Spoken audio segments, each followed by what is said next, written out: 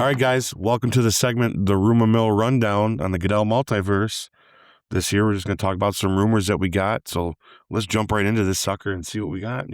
Anything new, huh? So, this is a good one from the start. Reported from eyewitnesses on the streets of New York City, actress, I'm going to say her name wrong, Elodie Young, right? Mm-hmm. Jung has officially been spotted near the set of season 3 of Daredevil Born Again, thus potentially making her MCU debut and potentially return as Elektra. Oh, gosh. Okay. I personally don't have a lot to say about this because I didn't see a lot of her Elektra before. Well, I'll tell you what. I am going to start watching The Boys a little bit, as you heard from our last segment. And we're going to do a retrospective review on the whole Daredevil series at some point anyways. And just like we may do a special branch point breakdown episode of The Boys in the future, especially when I get fully caught up and we could just talk about it and just that for a segment. But Ike, I do encourage you to go back to the Netflix shows. And after you're done with season 1, Elektra is I believe she's the second part of season 2. The first part of season 2 is the Punisher. And then once you get like midway through, you start seeing hints of Elektra. Maybe you start seeing her, I think, a little earlier on, but it doesn't get into a story until the midway. And then you see Stick come into play with Elektra, and then the Hand. That's when you formally get introduced to them and all that stuff. Okay. It is good. The first time I watched it, part of me was still like, ooh, Jennifer Gardner is still Elektra. So in my brain, I was just thinking that. But then I thought, you know what? You have to let that go. That's the Fox universe. This is the MCU universe. And I do love you, Jennifer Gardner. But I got to say, when I come to Elektra, this actress takes the cake. Okay. She looks the part. She acts the part. She's so good. She's got this thing about her, not just as a character, but as an actress, where you can, I don't know how I could properly describe it. She plays this character so well, and she highlights parts of Elektra from the comics that I didn't even remember was part of her character until you see her iteration year, where she's like a smart businesswoman, but at the same time, she's a kick-butt assassin, and some of her action stuff doesn't get highlighted till closer to the end of season 2, but when it does, oh, it's good. And you could tell the choreography is good. The actress dedicated herself to the role, and her relationship with Matt. Oh, it's so good. Part of me is a little envious that Matt is with Karen Page instead of with Elektra, just because of how their relationship is like this toxic love-hate relationship, but it's always one of those where she can draw him right back in, and it's so cool to see in season 2. So I have been waiting to hear that she's going to be coming in, now that I know that all the other characters are basically making some sort of a return, especially the Defenders and things like that. So if this is true, this does coincide with her vacationing, quote unquote, where she's posting on Instagram pictures of New York City, but also she's basically at the set of season 3. This could be one of those surprise, you watch episode 2 of season 3 of Born Again and she's there. You just didn't know it. They're probably saving a character like that because even in the comics, Elektra is a huge character in the comics. So in the show, they kind of treat her as like a secondary character. But when she makes her debut in the MCU, it's got to be a bang, especially after where we saw her story from the original Netflix shows in the first Defender series, how she gets resurrected. And oh my gosh, so good. So good. So good. So I don't want to spoil it too much for you, but once you get it, you get it. And I'm excited, as you could tell. I hope this is one of the rumors I hope gets true, guys, because I would love to not only see her in the Daredevil show and see her reunite with Matt, but I would love to see potential spin-offs or maybe not spin-offs like she's getting her own show, but spin-offs as in she's going to be in other characters' shows or feature films, because she can do that. She can do it really well. So yeah, my only experience with her is through Jennifer Gardner. And of course, in that old movie that she did, I heard her when they were fighting on the playground. She calls herself Electric Nachos, and I was like, oh, "Who the hell's Electric Nachos?"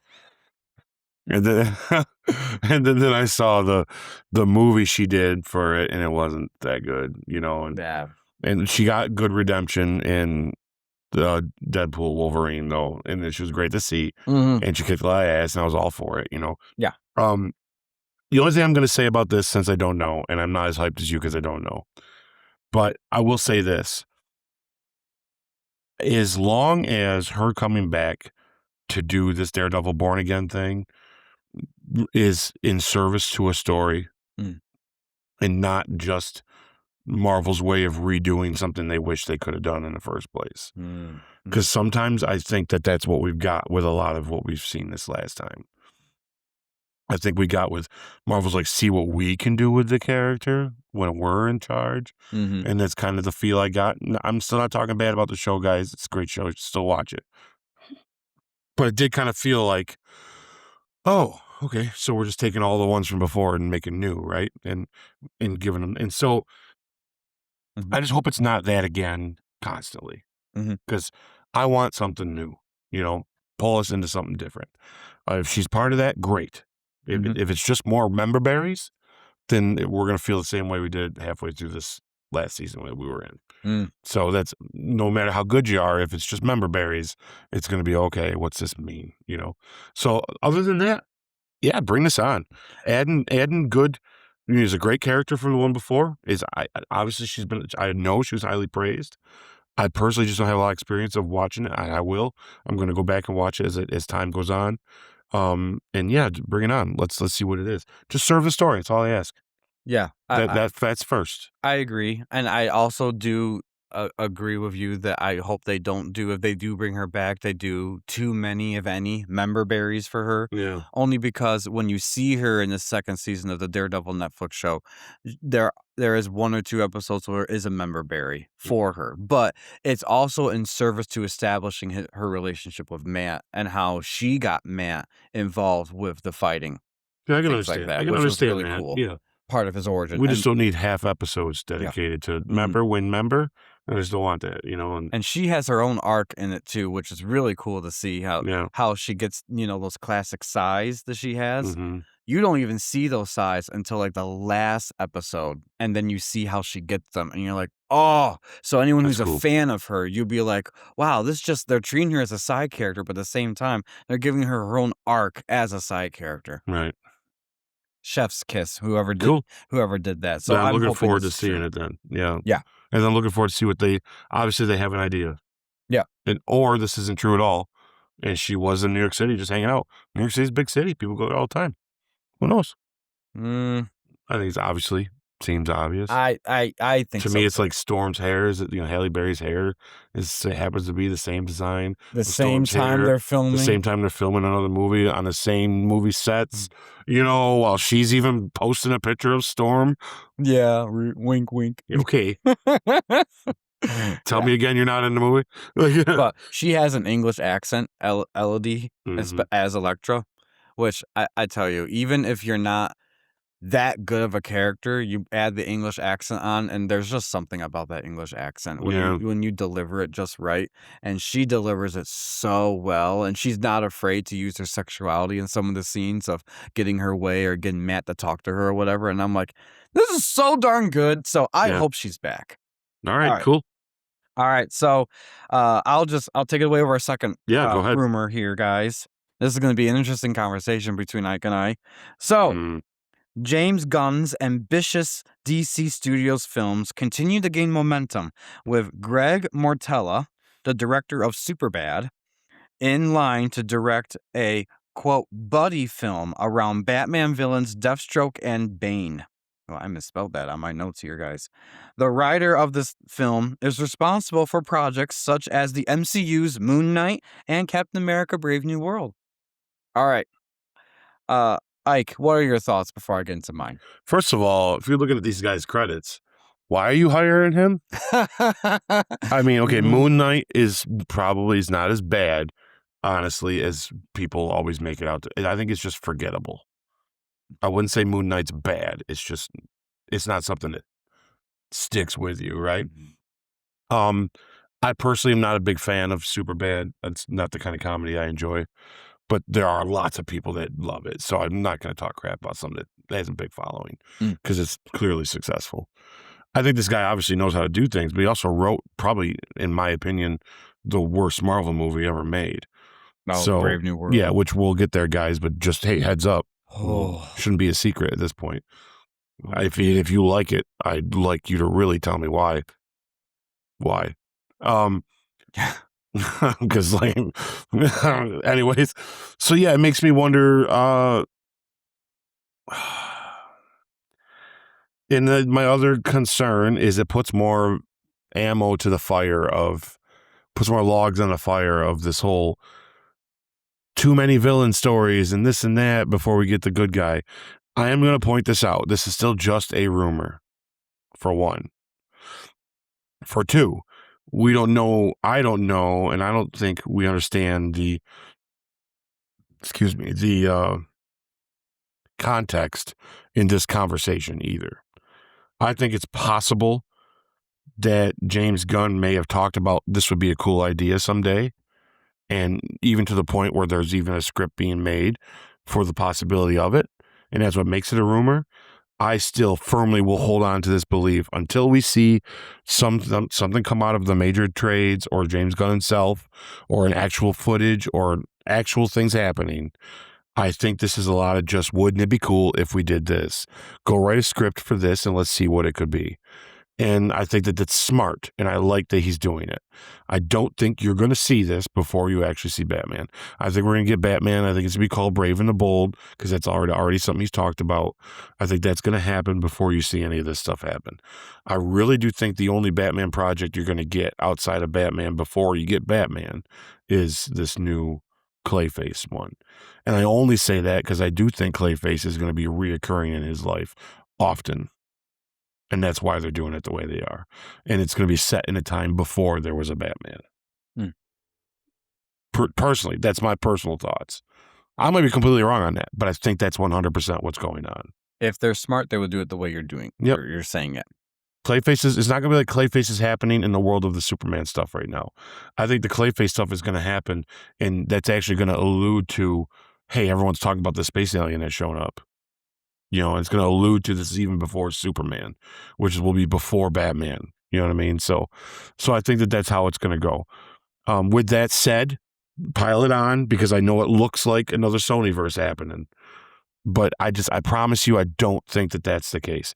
I think James Gunn is smart enough to know it's not. I don't think he jumps out of Marvel after all the jumping back and forth that happened with him getting fired, then getting rehired and going back and forth between the companies. And now he's picked the one that he's going to stick with. And this is the one he's going to stick with. I don't think he's dumb enough to say, let's just make the same mistakes somebody else is making. I think he's got a good idea and a good grasp on it. I do think that if he gets a great script for something, that it might not get greenlit to be made right away if it does throw that much of a hinge in what they've started. I think we're so early on right now that we need to get through these first few movies, hit a Justice League movie, and then let's really form an opinion, because some of these are going to be different and weird. And he's going to let that be that way. He's going to let the pendulum swing further on either side or the other more than Feige ever did with Marvel. And I actually kind of can't wait to see what that means. So I'm really giving it, as much as I don't like Superman, it wasn't a bad movie. And Supergirl looks like it's going to be fine. And the only reason I'm not hyped about them is because they're not my characters. Mm-hmm. But there's millions of people out there that can't wait to see Supergirl because that's their favorite character. Or Superman was their favorite character, and this new one was exactly what they wanted. So I get it. I'm just not one of them. I'm more worried about what you're going to do with Batman. Which I'm still open to different interpretations of him. I don't have a specific one I want. I'm getting the grounded one with Robert Pattinson. You don't got to do that. I kind of want the cartoon Batman. Give us that Batman where it's a little more fun and a little more wacky and not afraid to really throw in the supernatural, because that's what this world's going to be anyway. And if the Lanterns want to feel like they want to be taken more seriously, because I think any other project with the Lanterns has always been like, it's kind of a goofy thing anyway, so they're going to make goofy looking characters and goofy looking aliens and they say goofy things. It's like this show coming out with Lanterns, they're making us take them more seriously. I think he knows what he's doing. Until I see something where I'm like, oh, that's just, what the hell? I am going to trust in James Gunn. Because I feel like after we get through Secret Wars and we get into the X-Men stuff in the MCU moving forward, there's a high possibility DC becomes the hot one on the block. Because that's going to be about the time where a lot of these are going to be out. By the time we get our first X-Men movie with Marvel, he's going to be way further into this. We'll be talking about a Justice League movie, or I've already seen one by then. And that's a big deal. And if that Justice League movie hits hard and it's great, and there's none of this whatever back and forth, there's no weird splits of it, and everyone's just like, wow, that was a lot of fun, then, yeah, watch out, because DC might be the next one to talk about for a while. That's just me. So go ahead. Give it to me. I'll take it. Because I think I'm right. So we'll go from there. All right, then. Well, I will give it. Because I had said this before when we talked about Clayface. My worry is they're going to do a Sonyverse of the Batman villains without your freaking Batman. So I'm going to give Ike this. I'm going to give him this. I am not as much of a fan of Superman as I have in Batman. Anyone who's listened to me before knows that when it comes to the DC characters, Batman is my guy. He's the one that I like the most. He's the one that I find most interesting. All those different type of stories. I've watched all his cartoons, every iteration. For the most part, except for George Clooney, I like him. Hey, I can even give you why George Clooney was good too. I think he was a good Bruce Wayne. I'm not sure about the Batman part, but anyways, depends on what era you're looking at, right? Yeah, we'll get to that movie sometime. We'll too, get guys. to those someday. Oh, totally! I can't wait for that. Honestly, I can defend all of them, to be honest with you. Okay, yeah. All right, but the litmus test for me on if James Gunn has my support is what he does with Batman in particular. So hearing things like this, more villains that I'm gonna give James Gunn his credit for here. This would be up his alley. A Deathstroke and Bane buddy movie, this will be up his alley. The problem is they're not the top grade characters. It's further proof for me personally that you don't know what you're going to do with these top big characters. And if you do, are you going to do them justice? Maybe for some people, you got a great for Superman. I prefer the Henry Cavill version. But then again, like you said, he's not my favorite of the characters. So if the fans that do like Superman are giving this a green light, all right, I'll give them that. Cool. I don't like it, but cool. Batman is where you're going to find out from me if I'm going to stick around for your version of the DC universe or not. So, have fun with all these other characters, and I actually think, here's a hot take, if they do this movie, I think it'll be great. And this is why I think it'll be great. Because James Gunn, as we're going to talk about with Guardians of the Galaxy, he is great with these characters that are kind of the C-list characters or the ones that you won't take too seriously, but you throw them in certain situations and circumstances and tell the really rich parts of their origin.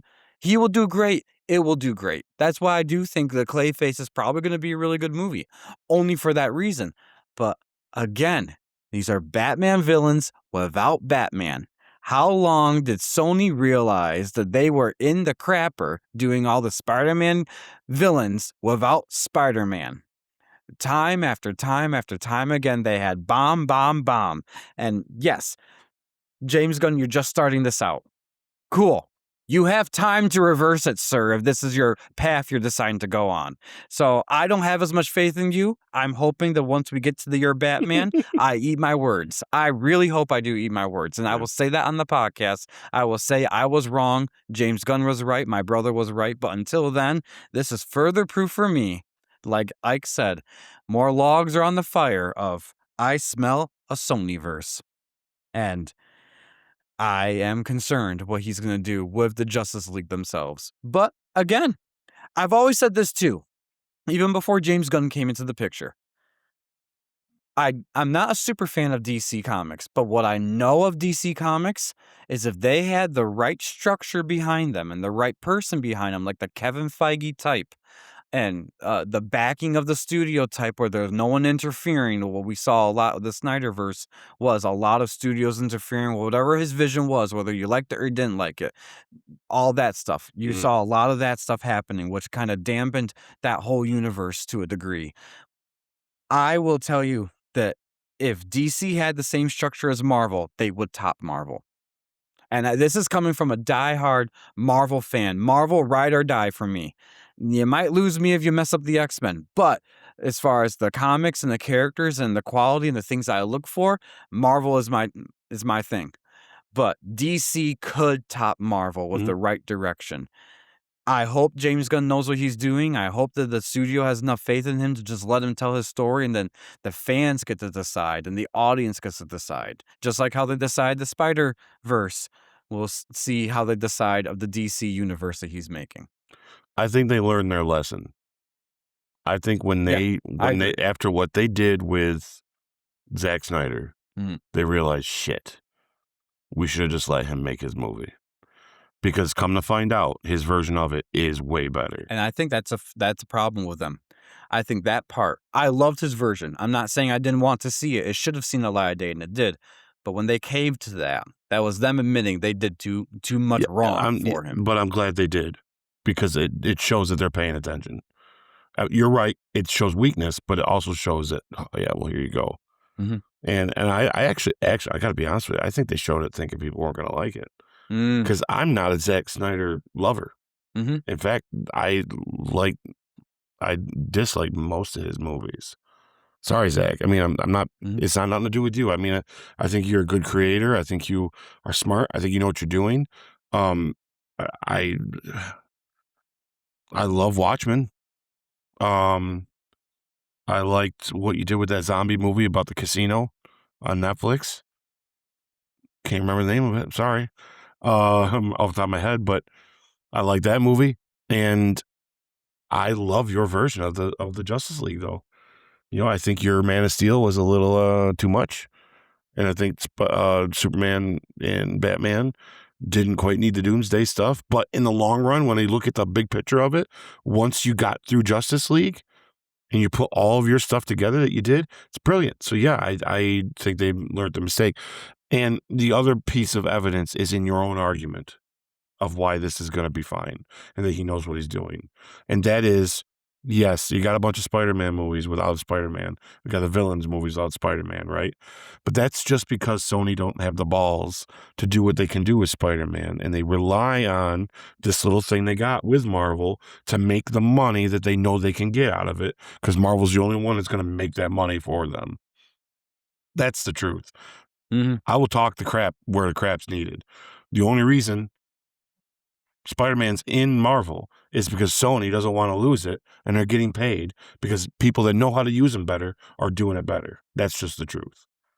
All you lovers out there, Spider-Man, of all the Sony stuff, I don't care what you say. This Tom Holland stuff is the best Spider-Man stuff we've ever got, and the other ones are good, but they don't know what to do with Spider-Man, nor do they know what to do with their villains. See, James isn't in that position. He can use Batman whenever he wants. Yes. So in my opinion, it's strategic if it is anything. It's not, well, I'm bound by something because of the ownership or this, or there's reasons or that. No, it's he's choosing to not put Batman out there yet. And until this is actual news, I won't feel concerned. Now I'll be honest with you, if this was news, like this is starting filming in April or in August or whatever, I'd be like, eek, ooh, how many of these movies are you going to do about Batman guys without Batman? You know, that would set some alarms off for me. Yes, it would. But we're going to get Batman before this. Okay. We'll probably get this. This might be a show. This still might turn into a show. We're so beginning stages of it. I think if we had James Gunn sitting right here and we got a couple beers in the guy, we could ask him, hey, what do you want to do in the long run? He'd probably name about 10 projects he wants to do, and it would all blow up and become news. But no one would realize that that's just him saying, yeah, these are all these things I'd love to do. And I think this is just one of those. I do. I think he's far enough in it to want to see a script for it. But I do think I think we're getting your Batman before we get this. I really do. So hopefully, we'll see where it goes. Well, this will be fun because, man, if one of us is going to end up right or wrong in this, and we'll see. Yeah, 50-50 chance. We'll find out. And like I said, when we're doing the Goodell Multiverse podcast in 2028, and we finally get a Justice League movie and all that stuff, when we get to see it, or the Batman movie really is what I'm looking forward to, I'll either eat my words or I'll say I told you so. So Yeah. We'll find out when it gets to that time, guys. Question is for you. What do you think of this idea of a Bane Deathstroke buddy type movie? Do you think this is up James Gunn's alley? Do you think they should do this before a Batman movie? Or do you think, kind of like what I think, that it's probably going to turn into a Spider-Verse, Sony-verse a little bit? Or maybe do you have higher expectations for it? What do you guys think in the comments? Let us know. Okay, Ike, what's the last thing? All right, guys. Fantastic Four 2 rumors. Fantastic Four 2 may have lost its director as Matt Shakeman pursues a new Planet of the Apes film for 20th Century Studios. Will this conflict with the Fantastic Four sequel, or perhaps will a new direction, or will a new direction take place? Well, I think we could have a good Fantastic Four movie without Matt Shakeman. I agree. I like him. I don't think neither of us are going to say he did bad He at did all. great. I think the foundation is there. I think someone could come in and do something with it and still do good. I also think that it all depends on what the universe looks like after Secret Wars. Mhm. Because it might not be what we think. There might not be their planet. We don't know what's going on. From my understanding, the whole concept of Secret Wars, both in the comics and what they're trying to do in the MCU, is they want to close this multiverse thing. Yeah. They've gotten to the point where they're tired of it. Either it's been bombing and it hasn't been received well, or they're just like, we can't keep using this crutch of a multiverse out there in order to continue the reason why a character is back or other characters are back or whatever. So they're using Secret Wars as a way to go back to one singular timeline, because now Marvel has control of all their properties. Even Spider-Man, to a degree, they have control over him. Yep. So, um, I think what we're gonna get for Secret Wars is everything's going back. The Fantastic Four are going out of the 888 universe, or 828 universe, wherever universe y'all are in. They're gonna go out of that. They're gonna come into in Doomsday. They're gonna come into the mainline 616 universe, and they're gonna stay there. And it's gonna be 616 forever. And I think in doing that, you do need a new direction for the Fantastic Four. You're gonna do sort of a fish out of water, man out of time type scenario like you done with Captain America, where you've taken these four characters that used to be the global superpower themselves of the whole world. They were the only ones on their universe to be the team. Or at least you didn't hear of any of the other one that made it sound like they were the top dogs. They had nations that were rogue nations bowing down to them, doing their bidding. So, like, you're going to now take them out of that element and throw them into 616, where there's a plethora now of different heroes. And I think for that, the tone's going to be different. The whole visual aspect is going to be different. And I think that maybe Matt Shackman is going to come back. This is just a rumor because Right. nothing is confirmed by Marvel. He's not. So we're under the assumption of the sequel is going to follow the same crew until a shakeup happens and it makes news. But I will not be surprised if he says, no, I'm not doing it. Because it is such a tonal difference that maybe they want someone that has a vision for the tone that they want in particular. Not that Matt can deliver it on it, but I just think his time and place was needed. He did WandaVision, which that's what got him on the map for Marvel. And so they're like, let's bring you in the Fantastic Four when John Watts stopped or said he wasn't going to do it anymore. And there you go. And that's what you got. And you expected that. You knew in WandaVision there was like a family-friendly like type of environment they were trying to create in story. Perfect to introduce the first family of Marvel that way. Now, I can see them going in a different direction like that. Yeah. Yeah. I think a lot of it's got to do with what the landscape looks like after Secret Wars, for sure. And the tonal issue and the tonal change from that. Yeah. And like you said, he still might come back. But I do think that there's a way moving forward without him. I don't feel like his fingerprints are on the Fantastic Four in a way that makes you think he's the only one that can do it. Yeah. You know, not like how we feel with Guardians of the Galaxy, truthfully. Yeah. So, yeah. Yeah, or even now Captain America. Well, or Captain America. Yeah, and I would even say what Taika did with Thor. You can tell it's his movies. Mhm. You know, and I almost think Taika should get that last one. I really, really hope. I know they're not gonna, but Man, I would have though. I would say do another one because just someone needs to sit down and have an honest conversation with him about, look, we know you like the going too far, but just dial that back like a tad and still do what you want. And he'd do that. I Like, yeah, I think he'd understand that, okay, that one got too silly. I don't think he's dumb. I think he knows what he's making. And I think we'd get another good Thor movie out of him. So, but yeah, that's Fantastic Four though. I mean, hey, let's see. Hey, we might not even have Fantastic Four anymore. There might not be a Fantastic Four 2. They might not ever come back. Who knows? I doubt it. Obviously, they're not going to do that. I mean, I don't know. None of these people are young, so it's not like they're planning on doing these. They're all going to get older as they go. So, I don't know. You never know. I don't know. What do you think, guys? Do you think Matt Shackman's going to stay around? Do you think the Fantastic Four 2 is going to take a whole different tonal difference? Fantastic Four Second Steps? We'll just call it that for right now, I guess. So, I like it. what do you think of his Planet of the Apes movie? I think that's going to be an interesting take that because he is the type of guy that's like he's more of a family type thing. That's his shtick, at least the way we've seen, unless he's planning on something different. And I've liked what they've done with the Planet of the Apes recently. Yeah. So I'm curious what his next movie would be with him directing it. What do you guys think about that? That could be interesting. Yeah. What do you think is going to happen in Secret Wars to the Fantastic Four? Will they still be here or will they not? Questions for you guys. Go in the comments below. All right. Is there anything more you want to add to the rumor mill rundown? No, I think that's good. We had a whole bunch we had looked at, but I think those were the really big ones that we could talk about, and we'll have more in the future for sure. Oh, we certainly will. I can't talk. Will.